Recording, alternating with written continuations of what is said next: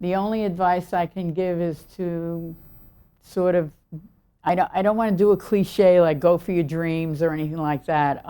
I think I actually, it's going to be tough.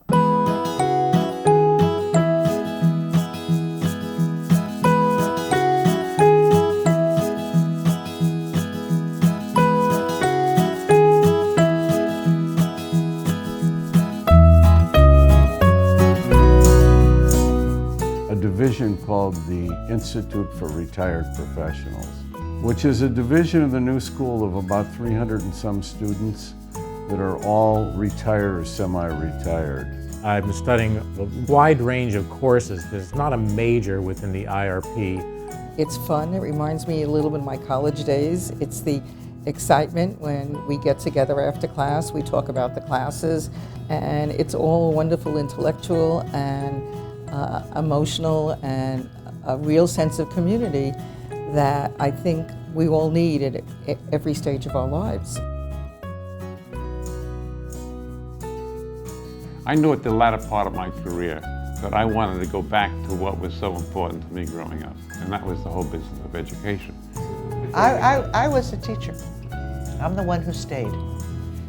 As I said to you before we were on camera, I love going to school, so it was perfect. Part of it was mental health, to be amongst people, intellectual stimulation, and for psychological fear of isolation, which is why I came to IRP. It was not a difficult thing for, well, it was sort of difficult because at the same time I was going to school, I was married and raising a baby and had children. So there was a transition into an area that I assume most freshmen and sophomores here at the new school don't have to deal with. Well, confused, anxious. I really didn't know what I wanted to do. I kind of was driven by the fact that the Vietnam War was going on, and I had to find a way of avoiding the draft. I didn't know what I wanted to do when I was done, except I wanted to do something that was socially important. I'm astounded at how much they know, and I kind of feel we're both learning from each other. It's really been rewarding in that way. They really know their way. It gives me a lift in the morning when I come here. Right? Young people interested, smiling, going to school. I love the energy, you can just feel it, the enthusiasm as they're coming in, some of the nervousness of the new students when the freshmen come in, the growing ease with things. As you can see each year they're doing their majors. I see the way they talk. When they get in classes, I see them in clusters talking together.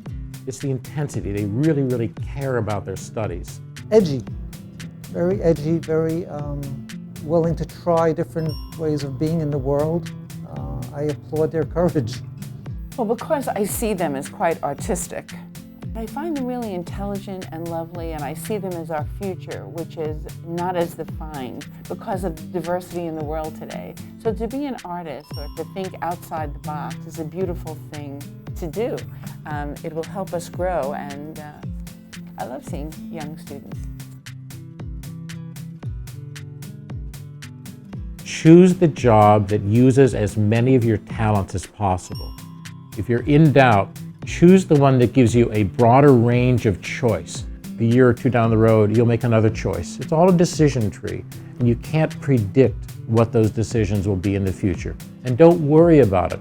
It'll all work out. It will become clear as you do it. People leaving college should see themselves as learning about themselves.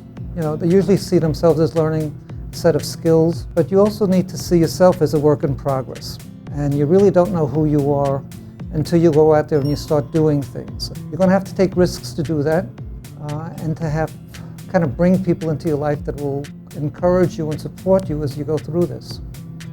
Appreciate the time you have to learn what you're doing, and try to use that learning as a way to reach out further and to learn about yourself, learn about other people, learn about the world, learn about what the world can give you, and also what you can give the world.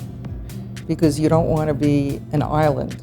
You want to be involved in the world. Be aware of what they can and they cannot do, and not to get too frustrated, because it's very difficult out there. The advice I would give is to take as much time as you can. It's something that a lot of older people say, and that is you never get this time again. You just don't. And to have it is wonderful, and to explore as much as you can. Is to be healthy. Really think about your body and your mind. Drugs, we had friends in the 60s that just destroyed themselves and things they couldn't come back from.